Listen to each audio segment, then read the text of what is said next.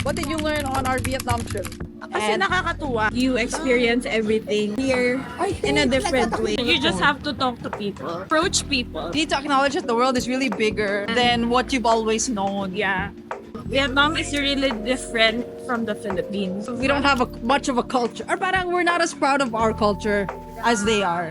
But I feel like it's always good to travel and meet new people para we also understand how they view the world. Sobrang iba talaga eh, no? Like, kanina we met a therapist. That's not normal in the Philippines.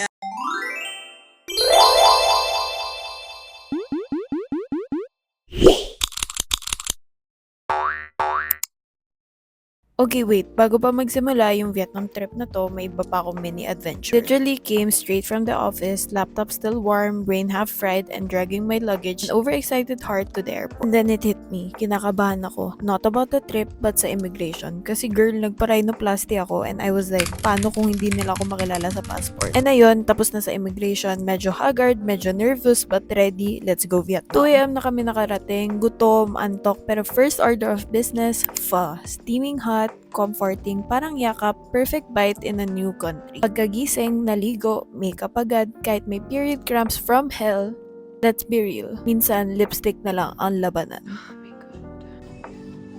Ay, Lord, ang sakit ang puson ko. Okay, so kahit tapos na ako magayos, kailangan ko pa din silang tulungan magkulot, mag-BS, and everything. Syempre, girl things. Sa sobrang dami naming kaartehan, nabutan na kami ng ulan. Medyo madami sana kaming plans for today, but we decided na mag-shopping na lang kasi umuulan nga sa labas. So if you're planning to go to Vietnam, New Playground is a place where you can find the stylish and good quality clothes. I tell you that. Super daming selections, ang dami naming nakitang super ganda, but the price range, okay naman siya for the quality itself. Kaya ayan, napagod na kami mag-shopping. Though, syempre, as a photo booth girly, may nakita kaming photo booth at ayan ang first agenda namin bago kumain. And yes, nasa Vietnam po tayo. So, Vietnamese food again. And hindi tayo magsasawa dito. Ayan, tahimik ang mga person habang kumakain kasi pagod at gutom na gutom habang nag-airdropan kami ng mga pictures from a while ago. Syempre, uwi muna namin yung busog naming self at yung mga pinag-shopping namin nung umagang yun. Umaga pa lang ha. Pahinga lang saglit, tas change outfit na agad. Met up with some friends and we ate at Hai Di Lao. Ito yung famous hot pot nila dito. Nakakatuwa kasi ang dami pa nilang pa-exhibition na ganyan-ganyan habang kumakain kami talaga. Kuya, matamaan mo talaga tong ilong ko. Huy! At di syempre, ayan ang trip namin, magmotor-motor sa Vietnam. Hindi ako kampante na magmotor dito at malabo yung mata ko. So, naging passenger princess na lang ako. Ang ganda-ganda pa nung driver ko, Diyos ko, tingnan nyo naman. Okay, hindi pa nagpa-process lahat na nangyayari from last night or even yesterday, but we're here in day 2. Woke up, did my makeup again, mahaba-habang get ready with me na naman to. Blower, curl ng hair. Thankfully, may super lapit na pharmacy dito sa hotel. So, we got the essentials because cramps were winning today. So it was a perfect sunny day ng day 2 namin. So we decided to walk around at ang first agenda namin was the book street in Ho Chi Minh City. Dito, puro books yung mga nakita namin. Ayan, aura-aura, mga ganito. And then, super cute, we saw this stand na nagpipaint ng mga portrait. So I decided to get mine done. I'm on my way to get my tattoo.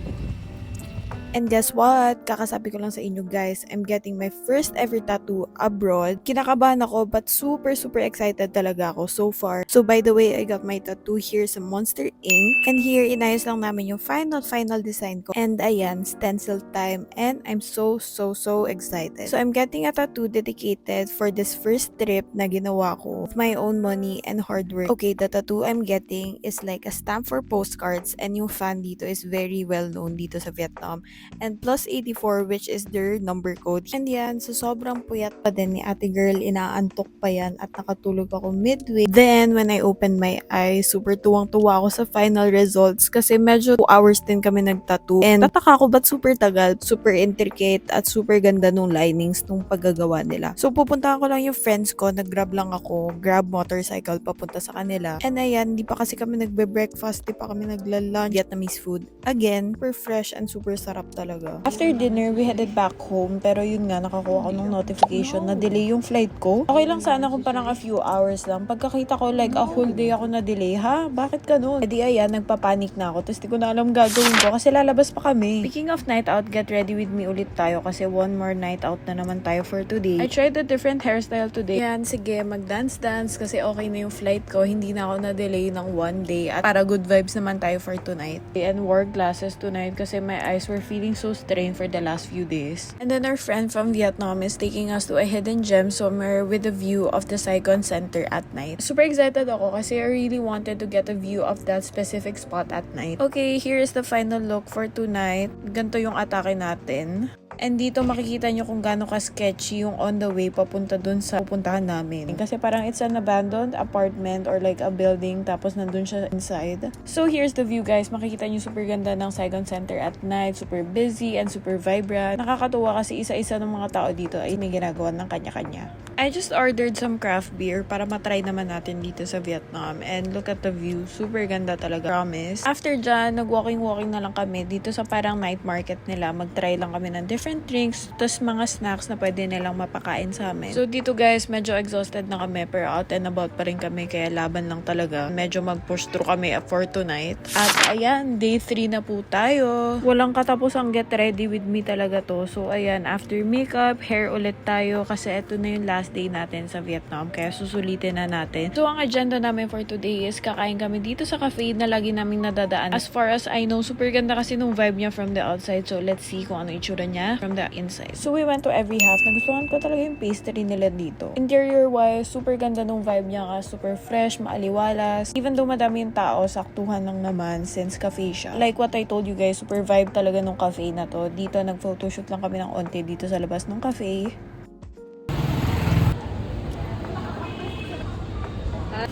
Okay. So next stop, we went to the Saigon Post Office. Dito talaga, ito yung main na gusto kong puntahan. Kasi I really want to send myself a postcard from Vietnam para naman may memories ako from the trip there.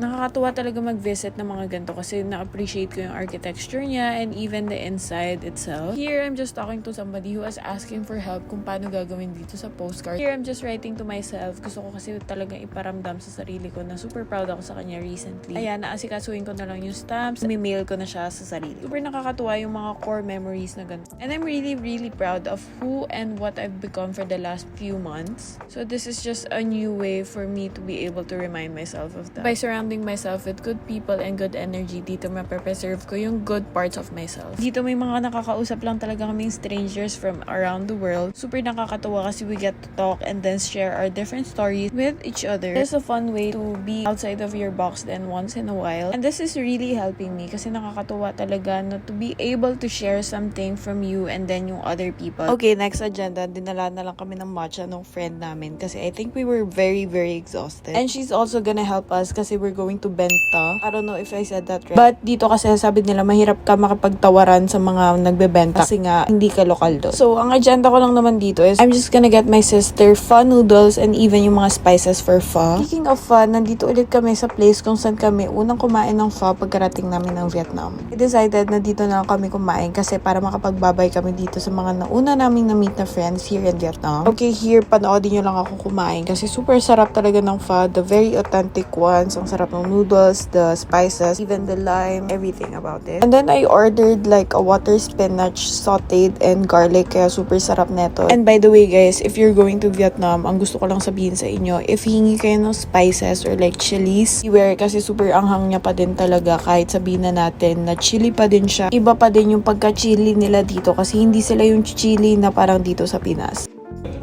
All is well. Just to lock it in. And another thing that I learned here in Vietnam is that nakakatuwa kasi talaga to be able to speak with strangers even though you don't have the same languages. Okay, we're almost at the end of our night. Here, nagsiselfies na lang kami with the friends that we made here in Vietnam. Super hardworking na itong mga bata na to. Okay, and the next stop, pharmacy before kami mag-pack ng last minute. Yung salon pass nila dito is parang heat pad para sa cramps. Ito, malamig siya na napkin. Kasi ito mga panty liners. So I got dalawang pack. Sobrang nakaka-fresh. You know. Wala kasi natin sa Pinas. So dito na ako nag-hoard. Siya dito. Sa Philippines, kailan mo pa siya i-order sa TikTok shop.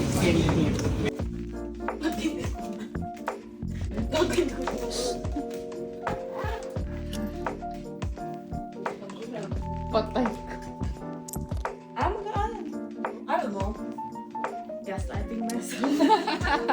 And with that, we're headed to the airport already. Super exhausted na kami. Gusto na lang namin makapag-check-in at makapagpahinga. One thing I learned in visiting Vietnam, you really have to work hard so you have money for extra baggage. So you don't have to wear extra clothes like this. Vietnam We're in the airport. Eh di sana bumili na lang pala ako ng extra Di sana sinulit ko na, di ba? Hi guys, I'm going back to the Philippines.